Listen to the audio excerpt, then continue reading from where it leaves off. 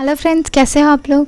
तो आज हम लोग what is democracy and Y democracy chapter का एक्सरसाइज क्वेश्चन करने वाले हैं। ठीक है, पिछले दो वीडियो में हमने चैप्टर कंप्लीट किया है। फर्स्ट में हमने व्हाट इज़ डेमोक्रेसी देखा, ठीक है, एंड इसके कुछ फीचर्स देखे थे। एंड सेकेंड वीडियो है डिसएडवांटेज एडवांटेज को रिलेट करके। ठीक है, नेक्स्ट हम लोग एक्सरसाइज क्वेश्चन पे मूव करते हैं।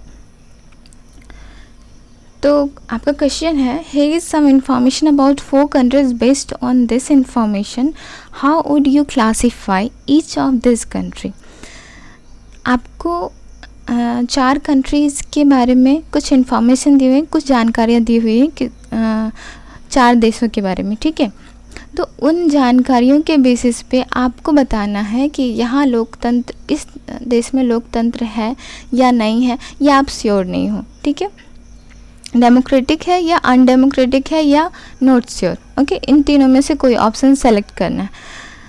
तो फर्स्ट हमारा जो इंफॉर्मेशन है वो कंट्री ए के बारे में दिया हुआ है। People who do not accept the country official religion do not have right to vote. ये कंट्री ए जो है वो कह रहा है कि जो कंट्री का ऑफिशियल रिलीजन है, अगर कोई पर्सन, कोई नागरिक अगर उस रिलीजन को फॉलो नहीं कर रहा है तो उसे वोटिंग राइट नहीं मिलेगी।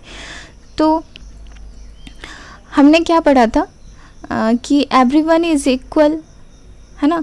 तो यहाँ क्या अनइक्वल हो रहा है, सारे रिलीजन के लोग बराबर नहीं हो रहे, है ना।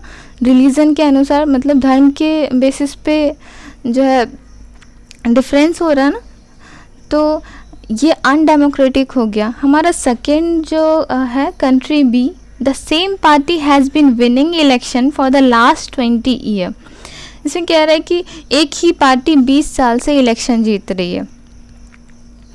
तो अगर हम अपनी कंट्री का एग्जांपल ले लें तो 2014 से पहले लगातार कांग्रेस जीत रही थी, अभी 10 साल से बीजेपी जीत रही है ना, बीजेपी रूल कर रही है।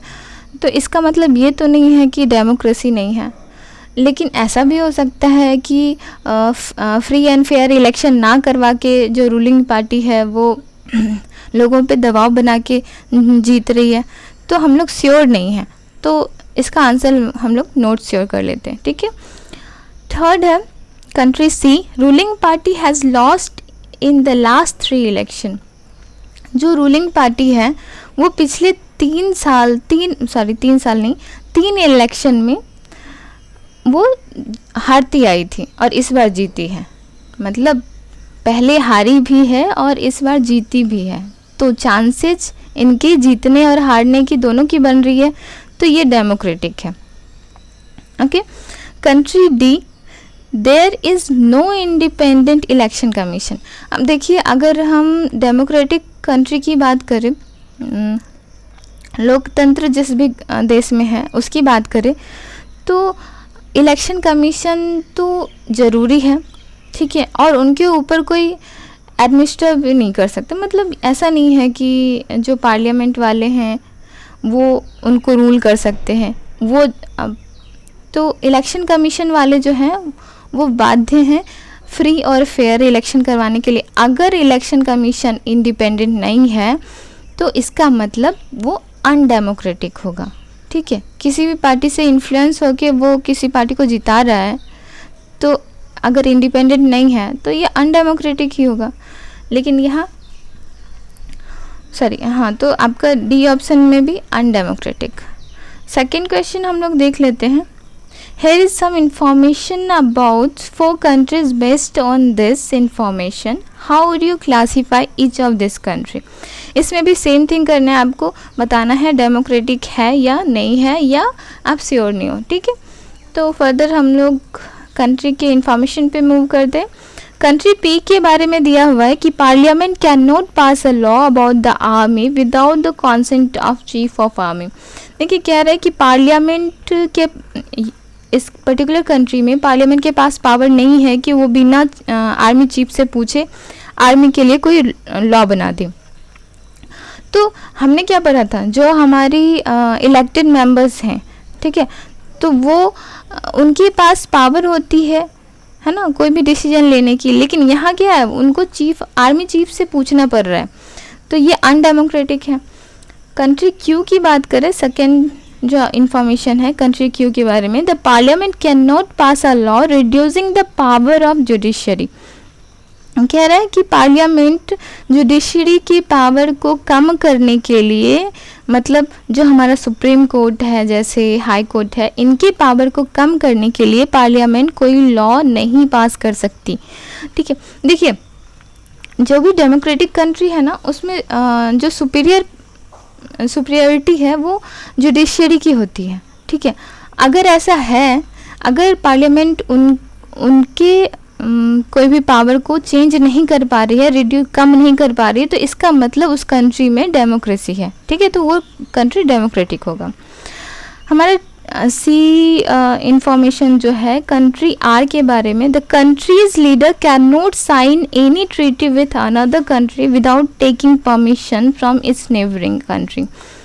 जो कंट्री आर के बारे में दिया हुआ है कि जो लीडर्स हैं वो कोई भी ट्रीटी नहीं कर सकते हैं बिना मतलब जो उनके पड़ोस के देश हैं उनसे उनको परमिशन लेनी पड़ रही है, तो ये अनडेमोक्रेटिक हो गया ना। हमारे लीडर खुद ही डिसीजन लेगा, खुद ही फैसले करेगा, उन्हें किसी से पूछने की ज़रूरत नहीं है।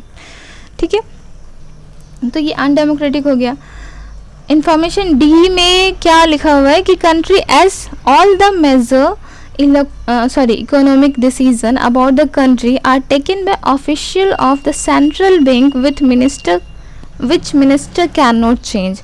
ये कह रहा है कि जो भी डिसीजन, जो भी फैसले लिए जाएंगे वो सेंट्रल बैंक के द्वारा लिए जाएंगे, और जो मिनिस्टर है जिसको हमने सेलेक्ट किया है वो कोई भी चेंज नहीं ला सकता है उसमें। तो ये अनडेमोक्रेटिक हो गया, क्योंकि इलेक्टेड मेंबर्स ही जो हैं वो कोई भी चेंज कर सकते हैं और कोई भी डिसीजन ले सकते हैं ना, विद इन कॉन्स्टिट्यूशन।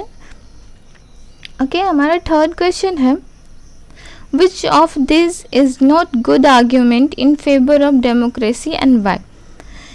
इन चारों में से कौन सा गुड डेमोक्रेसी के फेवर में नहीं है? तो people feel free and equal in democracy. देखिए, आपको मैंने 4 फीचर्स बताए थे डेमोक्रेसी के, तो 4 एडवांटेज, 4-5 एडवांटेज बताए थे। उनमें से ये कौन कौन से हैं? People feel free and equal in democracy, तो मैंने बताया था कि सारे नागरिक बराबर हैं, है ना, तो ये तो नहीं हो सकता। सेकेंड ऑप्शन है democracy resolve conflict in a better way than other, तो मैंने ये भी बताया था जिस भी कंट्री में डेमोक्रेसी है वहाँ ज़्यादातर कॉन्फ्लिक्ट्स नहीं होता है, और कॉन्फ्लिक्ट होते भी हैं तो वो बहुत अच्छे से बात करके रिजॉल्व किया जाता है ना, तो बी भी नहीं होगा। ऑप्शन सी है democratic government is more accountable to the people. जवाबदेही, मतलब मैंने बताया था कि जो रूलिंग पार्टी है अगर उसने कुछ गलत किया है तो उनको जवाब देना पड़ता है जनता को, अपोजिशन को, है ना, तो ये भी नहीं हो सकता। हमारा डी ऑप्शन जो है democracies are more prosperous than others, देखिए ये फेवर नहीं करता गुड आर्ग्यूमेंट। ठीक है, क्योंकि बहुत सारे ऐसे कंट्रीज़ हैं जहाँ की डेमोक्रेसी नहीं है लेकिन फिर भी वो बहुत प्रॉस्पेरियस है। जैसे हम एग्जांपल ले लें यूएई का, तो यूएई में जो है मोनार्की है, वहाँ राजा होते हैं, ठीक है, राजा रूल करते हैं, तो फिर भी यूएई जो है इकोनॉमिकली बहुत स्ट्रॉन्गर है। और इंडिया की बात करें, इंडिया में तो इंडिया में तो डेमोक्रेसी है, लोकतंत्र है, फिर भी हमारी आर्थिक व्यवस्था जो है इतनी स्ट्रांग नहीं है। हम अभी तक इकोनॉमिकली डेवलपिंग स्टेज में है ना।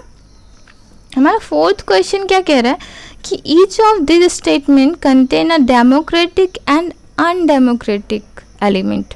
देखिए, इसमें कह रहा है कि एक स्टेटमेंट दिया हुआ है, उसमें से कुछ पोर्शन जो है वो डेमोक्रेटिक है, लोकतंत्र के अनुसार है, और कुछ जो है अनडेमोक्रेटिक है। ठीक है, तो हमको फाइंड आउट करना है उसमें से। तो हमारा ऑप्शन ए है, a minister say that some laws have to be passed by the parliament in order to confirm to the regulation decided by World Trade Organization. इसमें देखिए जो स्टेटमेंट फर्स्ट है, सॉरी जो फर्स्ट एलिमेंट है, a minister say that some laws have to be passed by the parliament, तो minister तो parliament में law pass कर ही सकते हैं, है ना, तो ये डेमोक्रेटिक हो गया। सॉरी, देखिए यहाँ तक डेमोक्रेटिक हो गया, है ना। अभी नेक्स्ट जो है, in order to confirm to the regulation decided by World Trade Organization, तो ये जो है कोई बाहरी संस्था उनके अनुसार अगर डिसाइड हो रहा है कुछ भी, तो ये एक तरह से अनडेमोक्रेटिक है, ठीक है। सेकेंड ऑप्शन है हमारा, सॉरी हाँ, सेकेंड स्टेटमेंट है, the election commission ordered repolling in constituencies where large scale rigging was reported.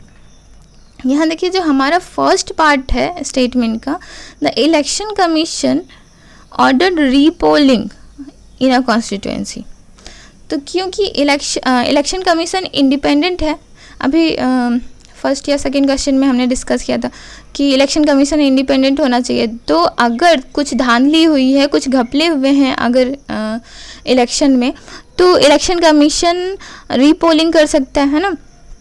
तो ये जो ये जो पार्ट है स्टेटमेंट का, वो डेमोक्रेटिक कंट्री को शो कर रहा है, लेकिन ये जो धांधली हुई है, large scale rigging was reported, तो ये एक तरह से अनडेमोक्रेटिक शो कर रहा है।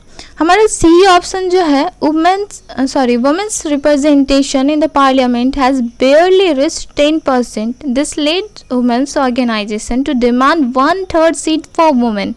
देखिए इसमें जो है